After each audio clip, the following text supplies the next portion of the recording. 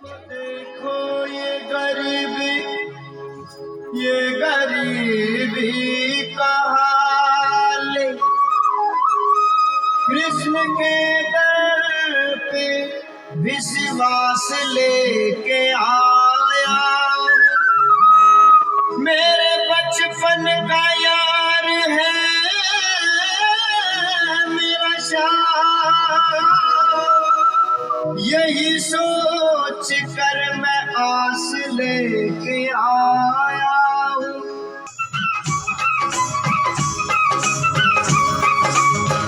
अरे द्वार वालों कन्हैया से कह दो, अरे द्वार वालों कन्हैया से कह दो कि दर पे सुदामा गरीब आ गया है।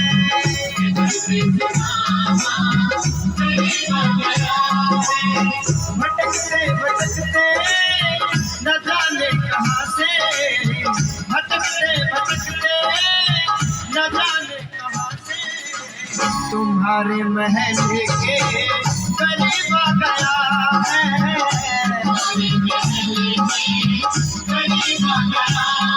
ओ अरे द्वार वालों कन्हैया से कह दो कि दर पे सुदामा गरीब आ गया है।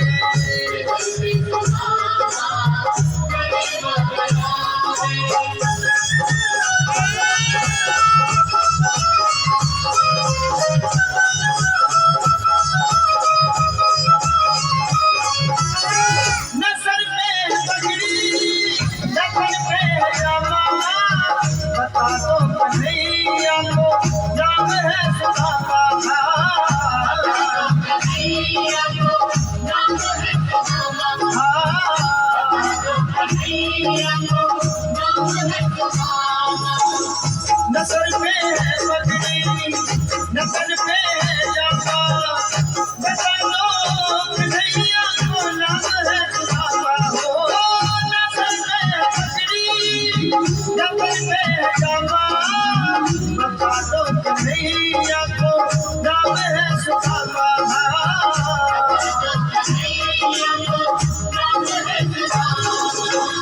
एक बार मोहन से जा करके कह दो, तुम एक बार मोहन से जा करके कह दो कि मिलने सखा पर नसीब आ गया है।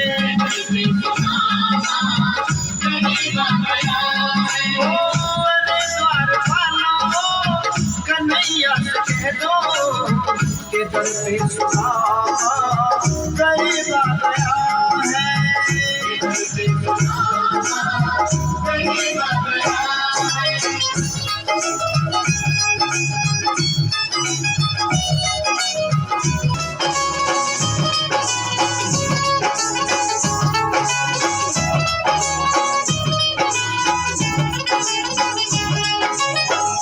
सुनते ही दौड़े चले आए मोहन, लगाया गले से सुदामा को मोहन।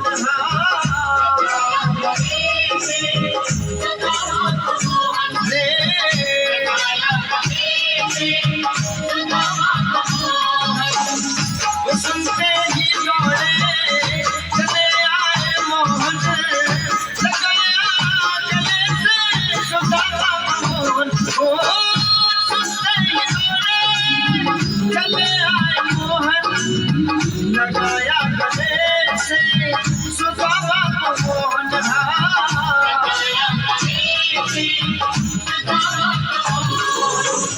हुआ रुक्मणी को बहुत ही अचंभा, हुआ रुक्मणी को बहुत ही अचंभा, ये मेहमान के साथ अजीब आ गया है।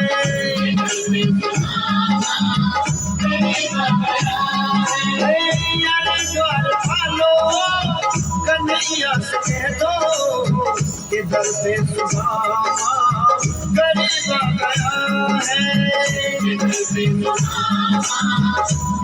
आ गया है।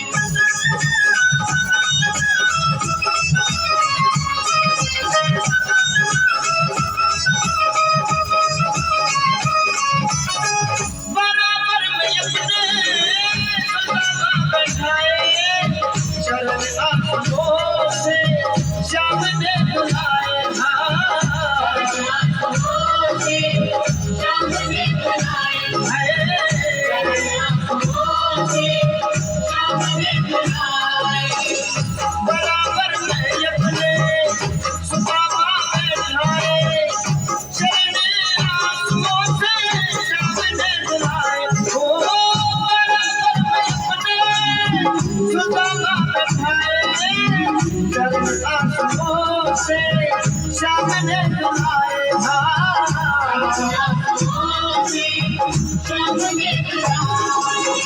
न घबराओ प्यारे जरा तुम सुदामा, न घबराओ प्यारे जरा तुम सुदामा, खुशी का समा तेरे गरीब आ गया है।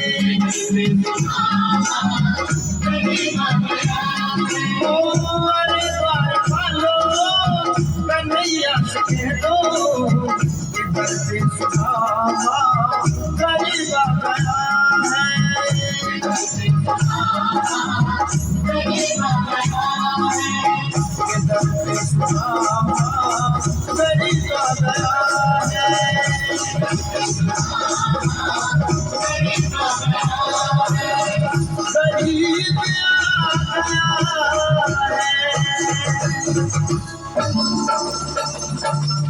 सुदामा जी महाराज की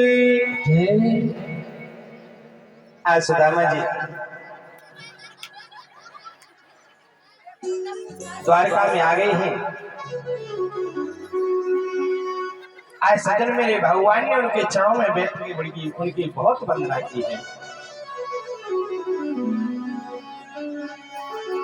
अब मेरे द्वारकाधीश भगवान ने सज्जनों जितनी भी रानियां हैं उन समस्त रानियों को सज्जनों प्रणाम करने के लिए बोल दिया है।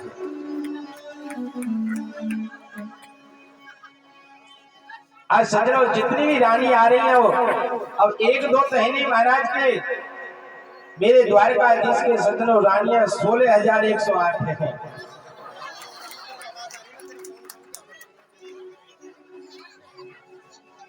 आज एक एक रानी प्रणाम करने के लिए आ रही है मेरे भगवान मेरे सुदामा जी को।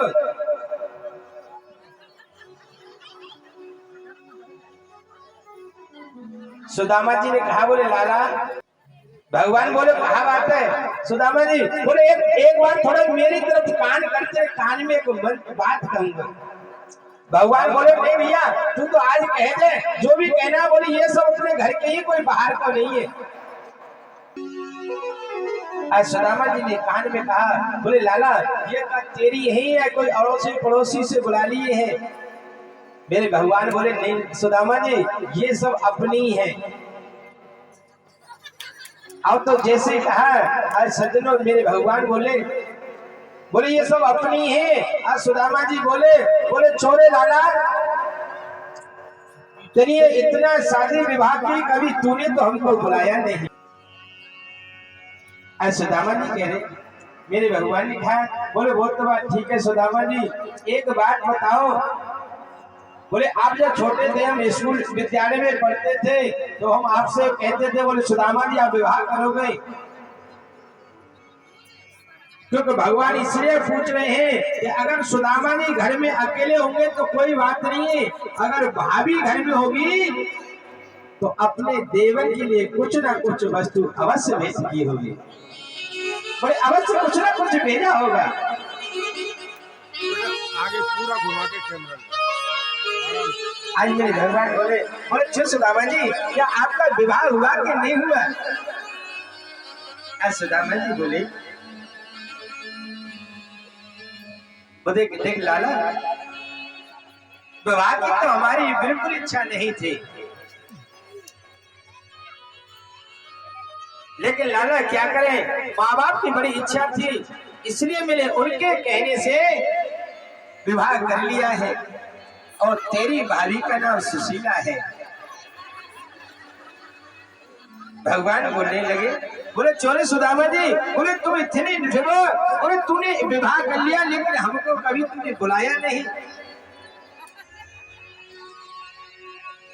अब तो समझो सुदामा जी थोड़ा सा आवेश में आ गए।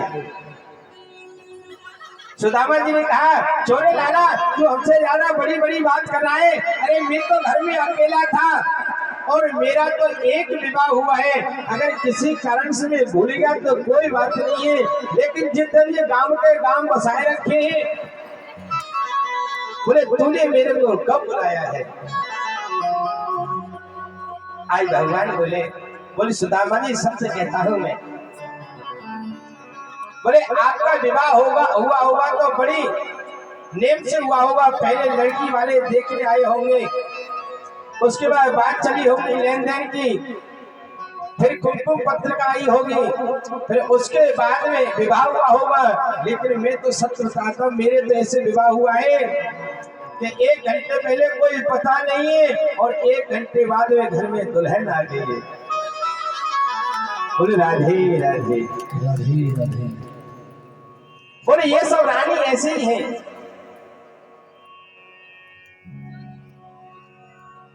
अब तो जब सुदामा जी को प्रणाम कर रही थी सब सखियां, तो मेरे भगवान ने, सुदामा ने कहा, बोले लाला ऐसा कर, तू ही मेरे को प्रणाम कर ले और मैं तेरे को ही आशीर्वाद दे दूंगा और तेरी समस्त रानियों को आशीर्वाद प्राप्त हो जाएगा। आज सुदामा श्री मेरे गोविंद द्वारकाधीश कह रहे, बोले भैया अगर भाभी है तो मेरे लिए जरूर भेजी होगी। आज सज्जनों, सुदामा जी ने चावल की पोटली थी अपनी कांच में दबा रखी थी, क्योंकि सुदामा जी ये सोच रहे, बोले इनकी जो जितनी भी रानियां हैं ना, ये समस्त रानी बड़े बड़े घर की हैं, और अगर मैं इस चावल को पोटली को गोविंद को दूंगा तो ये सखियां क्या सोचेंगी, ये इनकी पत्नियां क्या सोचेंगी कि मेरे द्वारकाधीश का मित्र कितना गरीब है। बोले लाला ऐसी कोई बात नहीं है। बोले सखियों आपको पता है देवियों, जो आपके पति है ना, बोले बचपन में क्या करते थे पता है, ब्रज में चुल्लू और छाछ के चक्कर में उन सखियों की दिन भर कोई ना कोई सेवा करते रहते थे। कई प्रकार से बहाना बना रहे सुदामा जी महाराज। लेकिन मेरे गोविंद बोले, बोले सुदामा जी जो आज ये जितनी भी रानियां हैं आज ये विवाह करके मेरे साथ में आई है, तो ये माखन चोर लीला से ही प्रसन्न होकर सब आई है। आज सज्जनों वही रुक्मिणी जी बैठी हैं, आज सुदामा जी ने कि जो कांख में जो चावल रखे थे आज मेरे भगवान ने सज्जनों उससे खींच लिया है, और आज जैसे से पोटली को खींचा है सज्जनों मेरे भगवान कहने लगे, बोले बड़े सुदामा आज मेरे भगवान के नेत्र सजल हो गए हैं, और आज ये देख रहे हैं, बोले देखो तो सही आज इसके घर में एक ब्लैंड का कपड़ा भी साबुत नहीं है। आज पोटली को खोला है सज्जनों, उसमें 5 प्रकार के चावल हैं, भिन्न प्रकार के हैं। आज सज्जनों मेरे भगवान द्वारकाधीश के नेत्र सजल हो गए हैं, और मन ही मन ये कह रहे हैं, बोले वारे सुदामा तेरे घर में एक मुट्ठी चावल नहीं है, और फिर तो संसार से सुखी अपने आप को समझता है।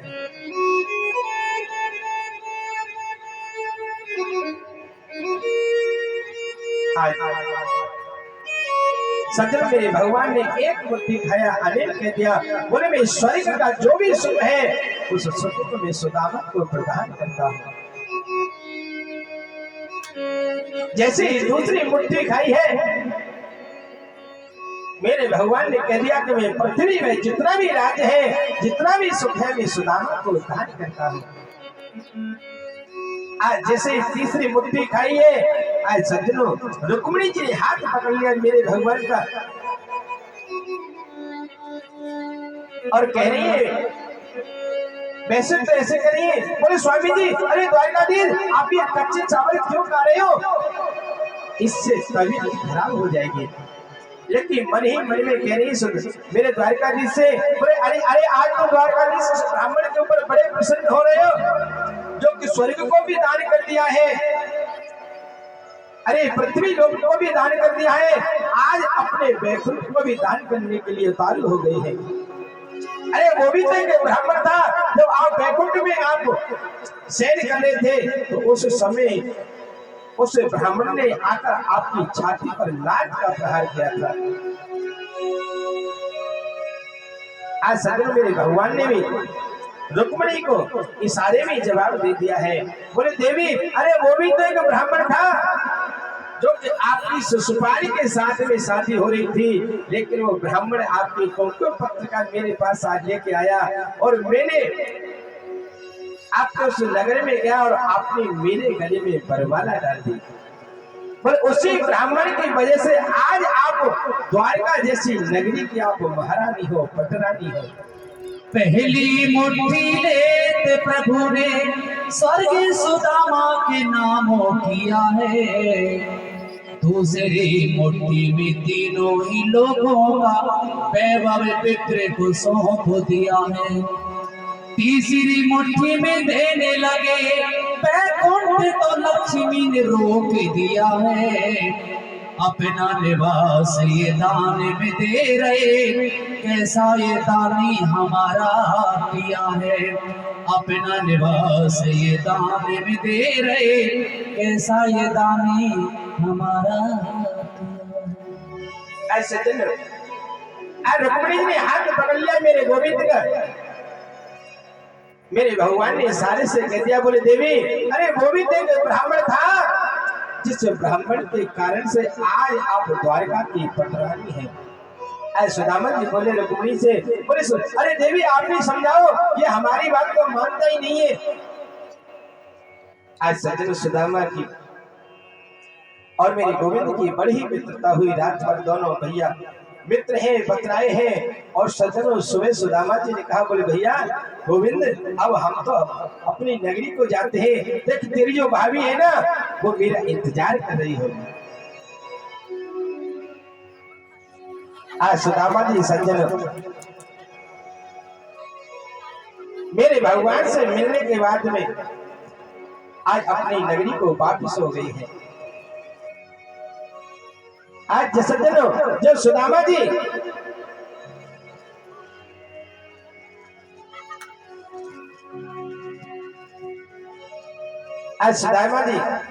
जब गए हैं तो सज्जनों मेरे भगवान ने उनको उनके जो फटे हुए वस्त्र थे ना वो भी दान नहीं किए, वो भी नहीं दिया कुछ भी, क्योंकि सुदामा को कुछ चाहिए नहीं था, क्योंकि सुदामा जी को सिर्फ दर्शन चाहिए था। और आज उनके घर में बहुत बड़ा वैभव प्रदान कर दिया है। आज सुदामा जी जैसे घर पहुंचे हैं, मैं सज्जनों टूटी झोपड़ी की जगह आज सुंदर कंचन महल खड़े हैं। आज सुशीला से बोले सुदामा जी, बोले देवी आपको माया की जरूरत थी, आपको माया मिल गई, अरे आपको धन की जरूरत थी, आपको धन मिल गया, लेकिन मुझे तो भगवान का भजन करना है। भगवान प्रकट हो गए हैं। बोले सुदामा ये सब मेरा प्रसाद है, इसे आप मेरा प्रसाद स्वीकार करके इसका भोग करो। आज सज्जनों सुदामा जी अपने नगर को प्रस्थान कर गए और वही सुशीला के साथ में मेरे भगवान का भजन करते हैं, भगवान का ध्यान करते हैं और उसी में अपना जीवन व्यतीत करते हैं। सांवरी सूरत पे मोहन दिल दीवाना हो गया, सांवरी सूरत पे मोहन दिल दीवाना हो गया, सांवरी सूरत पे मोहन दिल दीवाना हो गया, सांवरी सूरत पे मोहन दिल दीवाना हो गया, दिल दीवाना हो गया, मेरा दिल मस्ताना हो गया, दिल दीवाना हो गया, मेरा दिल मस्ताना हो गया। सांवरी सूरत मोहन दिल दीवाना हो गया, सांवरी सूरत मोहन दिल दीवाना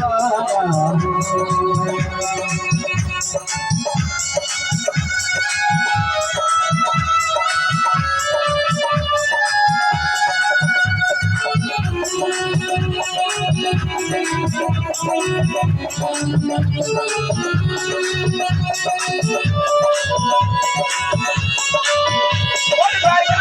भगवान की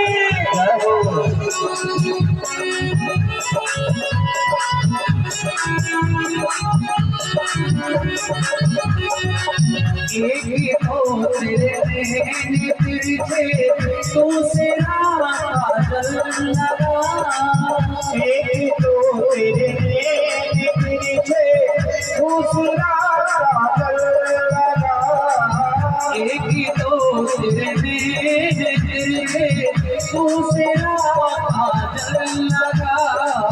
तीसरा तीसरा नजरे मिलाना दिल दीवाना हो गया।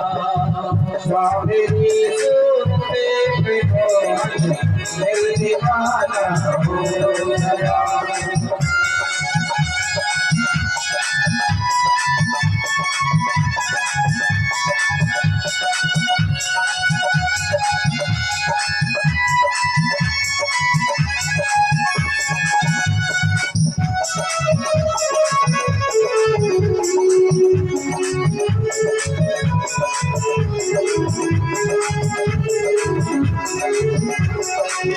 एक तो तेरे होठ पतले दूसरा नाती लगी।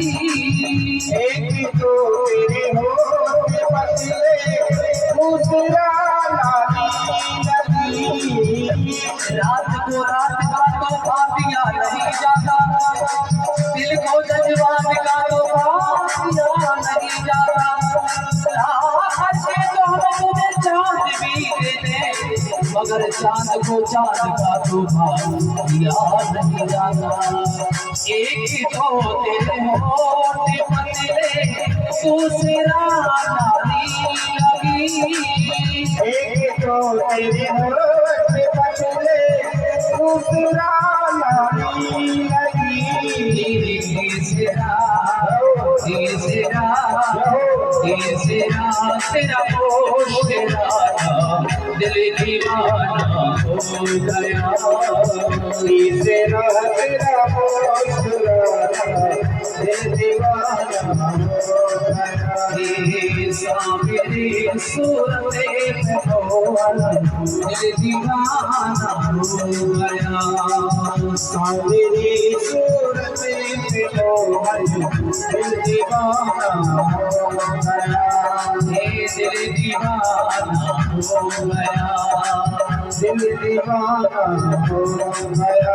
दिल दीवाना हो गया। दिल दीवाना हो गया। बोले श्री द्वारकाधीश भगवान की जय। बोले श्री राधा रानी सरकार की जय। आज मेरे भगवान द्वारका में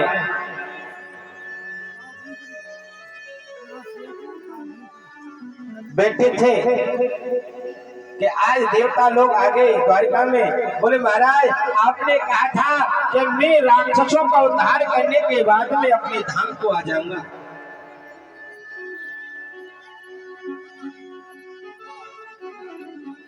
बोले प्रभु, बोले अब तो आप अपने बैकुंठ में पधारे।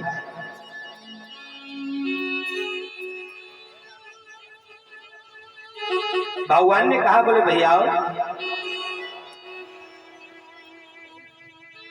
बोले अभी सबसे बड़ा भार तो अभी मेरे वंश का बैठा है। श्री भाग्य बिहारी लाल की जय। आज मेरे भगवान अपनी सधर्मा सभा में बैठे थे।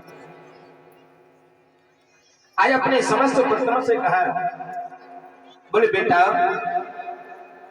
बोले व्यक्ति के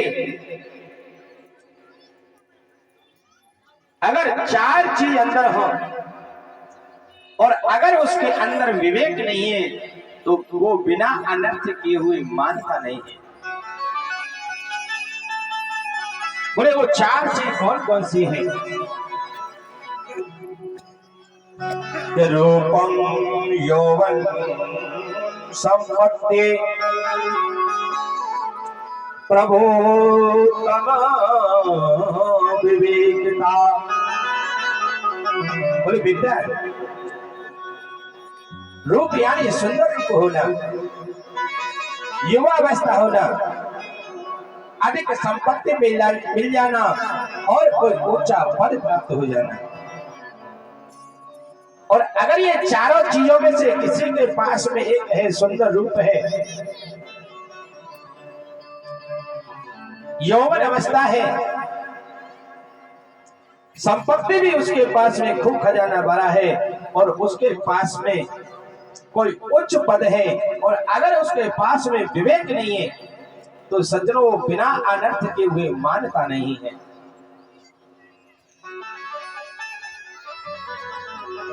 भगवान के पुत्रों ने जवाब दिया, बोले भगवान आप हमारे को ये शिक्षा किस लिए दे रहे हैं? बोले भैया मैं आजकल देखता हूं कि भैया देखो आपके पास में आप रूपवान भी हो, आपके पास धन की भी कोई कमी नहीं है, आपकी अवस्था भी सुंदर है और आपके पास पद भी बहुत बड़ा है कि आप द्वारकाधीश के पुत्र हो। लेकिन बेटा मैं तुमसे एक निवेदन करता हूं कि कभी भी साधु ब्राह्मण का आप अपमान मत कर देना। बोले अगर साधु और ब्राह्मण का अगर किसी ने अपमान कर दिया तो मैं उसे बचा नहीं सकता हूं। बोले बेटा मैं द्वारकाधीश हूं, तुम्हारा पिता हूं, अगर उन संतों ने तुमको श्राप दे दिया तो मैं तुम्हारी प्राण रक्षा कर नहीं सकता हूं, क्योंकि संत और ब्राह्मण मेरे हृदय में निवास करते हैं।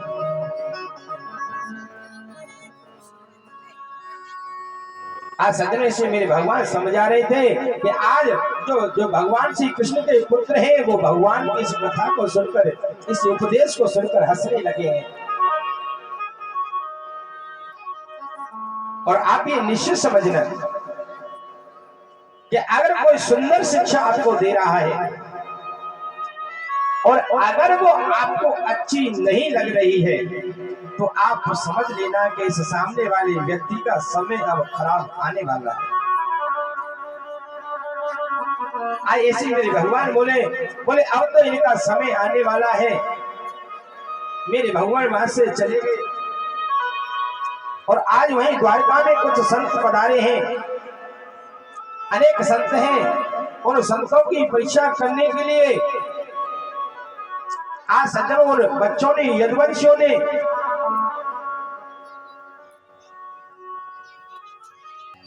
आज सज्जनों जैसे वो संत आए, आज उन सभी यदुवंशियों ने सोचा, बोले गुरुदेव अरे हमारे पितामह, अरे हमारे पिताजी आज इन संतों की बड़ी प्रशंसा करते हैं। बोले आज जरा देखें तो सही ये संत कुछ जानते कि नहीं जानते। सज्जनों संतों को उन्होंने मजाक बना दिया। और जो मेरे भगवान की दूसरे नंबर की पत्नी है जो जामवती, उसका जो पुत्र है सांब, वो शंकर जी का अवतार है, बड़ा ही सुंदर है, बड़ा ही रूपवान है। आज सज्जनों सभी यदुवंशियों ने उस सांब को एक साड़ी पहनाई है, सुंदर श्रृंगार किया है और पेट पे उसके एक कपड़ा बांध दिया है। जब कपड़ा बांध दिया और यदुवंशियों ने कहा, बोले महाराज ये आपकी नारी आपके पास में आई है।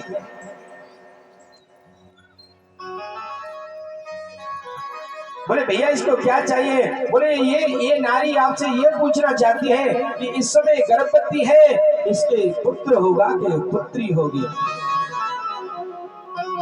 आज सज्जनों संतों ने अपना ध्यान लगाया है और जैसे ही ध्यान लगाया है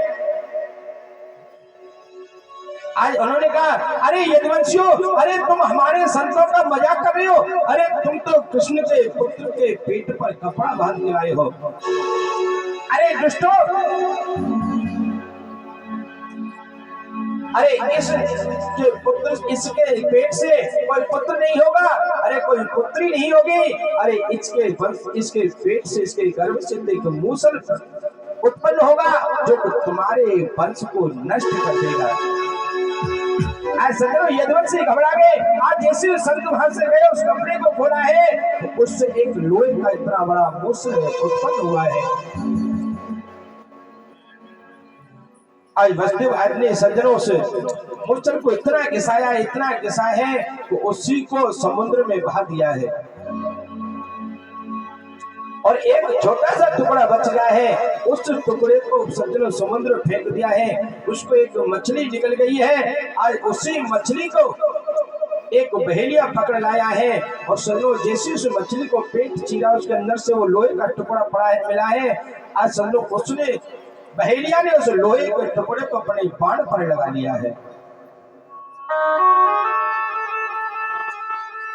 इधर देवताओं ने कहा, बोले प्रभु अब तो आप आओ ना। बोले अब तो बहुत विलंब हो रहा है। भगवान ने कहा, बोले भैया अरे सबसे बड़ा भार तो पृथ्वी पे मेरा वंश है, क्योंकि 99 लाख से भी ज्यादा यदुवंशी हैं।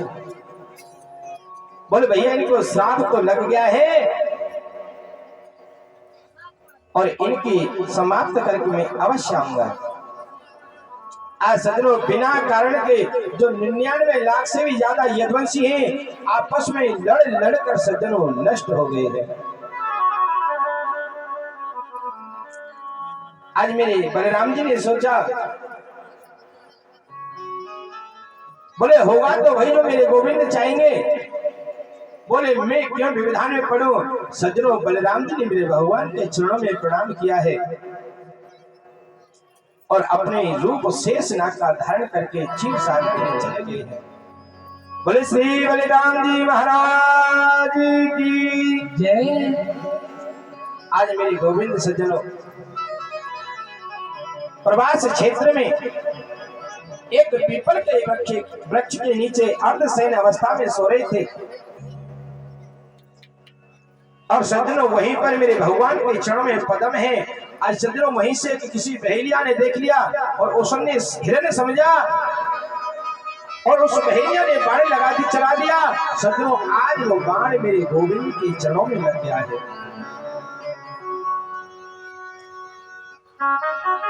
आज अर्जुन आ गया, बोले गोविंद ये आपके चरणों में बाण किसने लगाया है। आज मेरे द्वारकाधीश भगवान बोले अर्जुन मेरे बिना मर्जी के कोई भी काम नहीं होता है। आज बहेलिया जैसे आया मेरे भगवान के चरणों में लेट गया। बोले प्रभु ये मैंने क्या कर दिया, मैंने बहुत बड़ा अपराध किया है। आज मेरे भगवान बोले नहीं बहेलिया,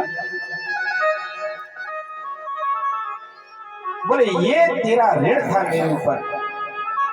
बोले आज ये ऋण मैंने चुका दिया है। क्योंकि कोई संत ऐसा भाव प्रकट करते हैं कि जब भगवान राम ने जब बाली को मारा था तो उस समय भगवान ने भी उसको वरदान दे दिया था।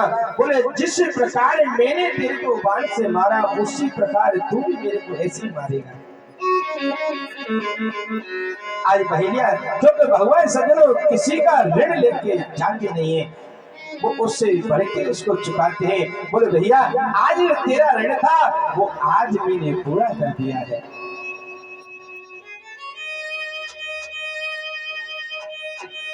आज सज्जनों मेरे गोविंद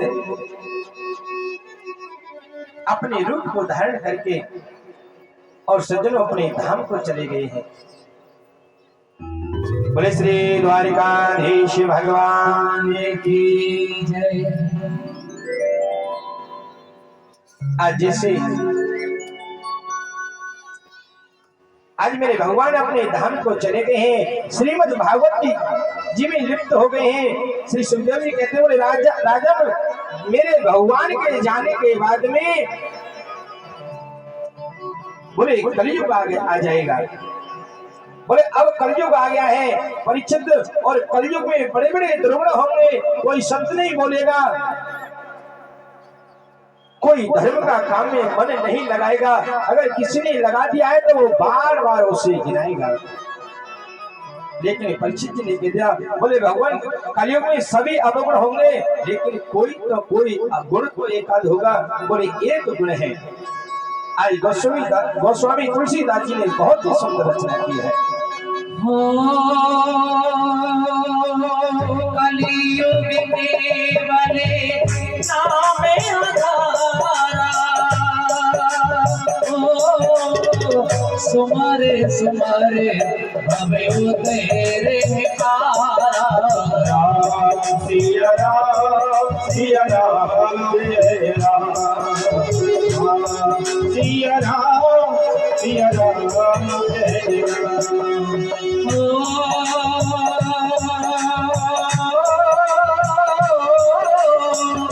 कलियुग एक कोटे परितापा,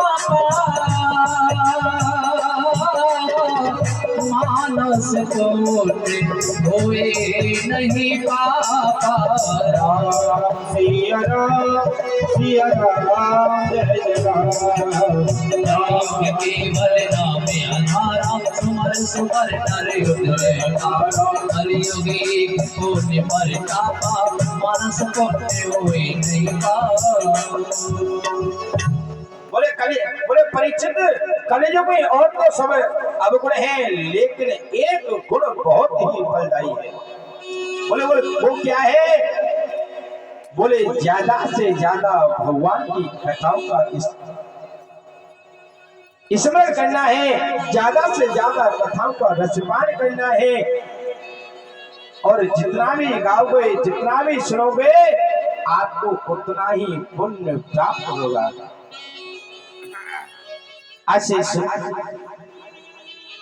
श्री सुखदेव जी महाराज कहते हैं, बोले परीक्षित, आज तक तूने मेरे से बहुत प्रश्न किए हैं, और अब तक मैंने समस्त प्रश्नों का तेरे को जवाब दिया है। बोले लेकिन एक मैं प्रश्न करता हूं। बोले तेरे को देखो, 7 दिन पहले, 6 दिन पहले तूने तो ऋषि के गले में मरा हुआ सर्प डाल दिया था।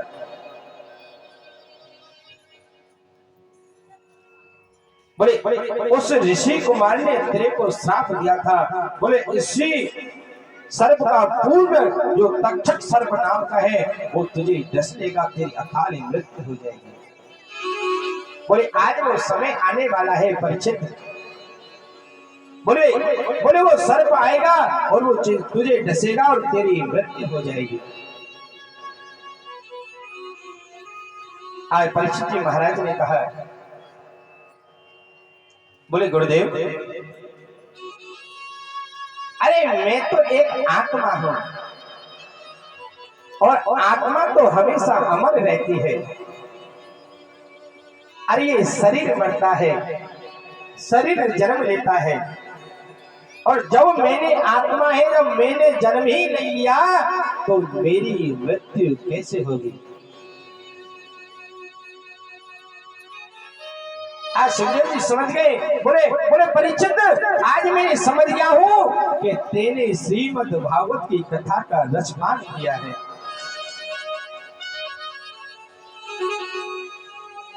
आज सुखदेव जी महाराज कैसे कह रहे हैं? हाथीन के दांत के खिलौने बने भांत भांत, हाथीन के दांत के खिलौने बने भांत भांत। बकरी की खाल कहूँ जल भर लाई है, गेड़न की खाल को बांधत सिपाही लोग, सांवर की खाल राजा रंग के मने भाई है। मृगन की खाल कोड़े सती जती, बागंबर की खाल शिव जी के मने भाई है। कहे कभी दया राम राम के भजन बिना, मानव की खाल कछु काम नहीं आई है। जय हो। नाय राम नाम लीनो, तेने भरी जवानी में। जय हो राधे। देखो, क्योंकि जिसने 7 दिन से ये भागवत नहीं सुनी है, जिसे ये महाराज आडंबर लगा है, जिसको ये खेल लगा है, वो महाराज उस चुल्लू और पानी में डूब के मर जाए। और कैसे? सभी को देखो, ये कथा का विश्राम समय आ रहा है, और ये मौका पता नहीं ठाकुर जी कब मिलाएगा हमको। क्योंकि देखो इस जगह पे आज हम बैठे हैं ना, ये ऐसे नहीं बैठे हैं। ये पता है हम पता नहीं भगवान ने कब बिछड़े हैं, जब कौन कौन से जन्म में बिछड़े हैं, और आज भगवान ने इस श्रीमद् भागवत की कथा के माध्यम से हम और आपको सबको मिला दिया है एक जगह। आप विचार करो कि ऐसे मिलते हैं क्या? ये भगवान की कृपा है। तो इसमें सज्जनों अब अनुष्ठान पूर्ण होने के लिए जा रहा है हमारा अपने भाव से बड़े प्रेम से ये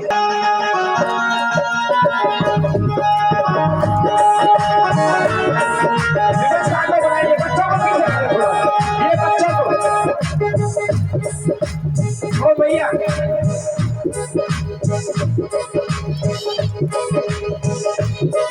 नाय राम नाम लीनो, नाय हरि को नाम लीनो, तेने भरी जवानी में मर जा रे गुरु भर पानी में। मर जा रे पानी में, तो डूब के मर जा रे पानी में, मर जा रे पानी में।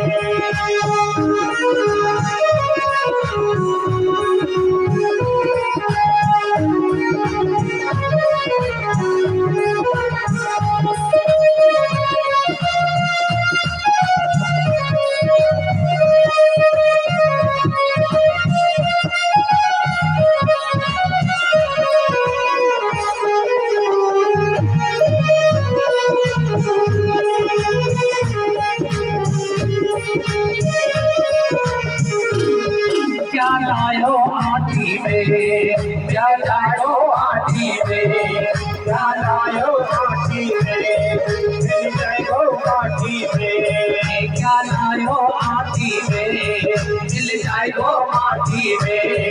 क्या लायो आटी में, मिल जाएगो माटी में।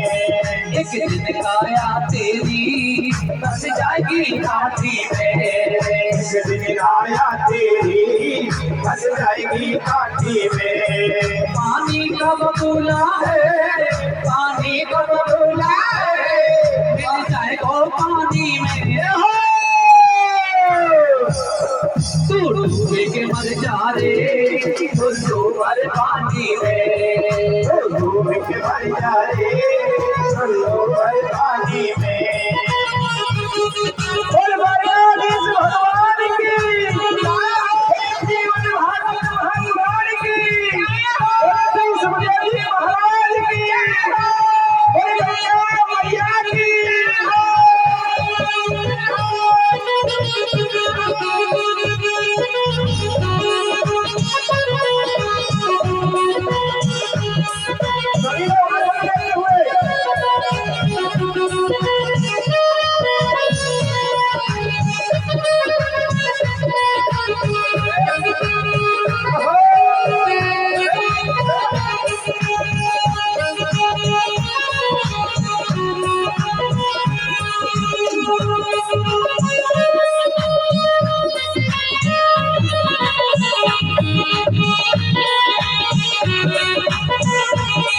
क्यों करता मेरा मेरा या कुछ भी नहीं है तेरा, क्यों करता मेरा मेरा यहाँ कुछ भी नहीं है तेरा। क्यों करता मेरा मेरा या कुछ भी नहीं है तेरा। क्यों करता मेरा मेरा यहाँ कुछ भी नहीं है तेरा। एक दिन भैया होगा फिर मरघट में तेरा, एक दिन भैया होगा फिर हमारे घर में तेरा। कुछ कमा के ले जा रे, कुछ कमा के ले जा रे, तो है नादानी में। तो डूब के मर जा रे गुरु भर पानी में, डूब के मर जा रे गुरु भर पानी में।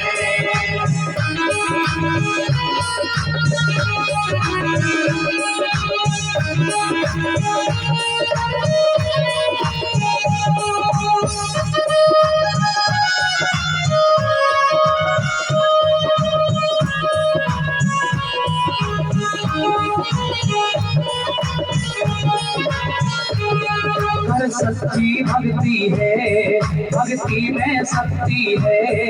हर सच्ची भक्ति है, भक्ति में भक्ति है।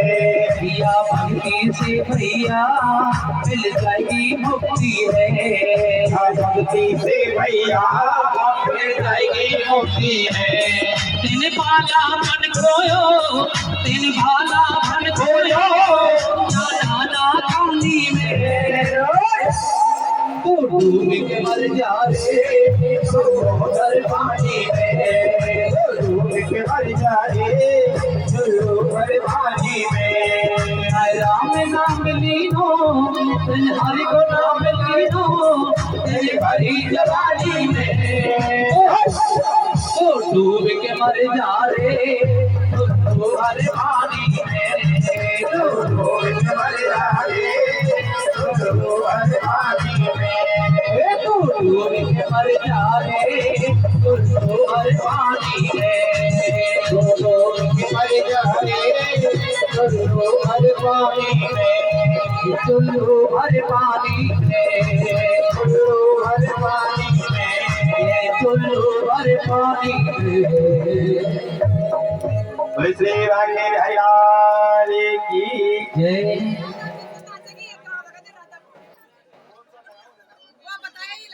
श्री राधे। देखो एक विशेष सूचना है आप सभी माताओं के लिए, सभी भाई बंधुओं के लिए। देखो कल हवन होगा यार, और 11:15 बजे हवन प्रारंभ होगा। जिस किसी माता बहना को, भाई बंधुओं को हवन कुंड पर बैठना है, वो हमारे यहाँ जो व्यवस्थापक हैं उनसे भी बताएं और अपना नाम लिखवाएं।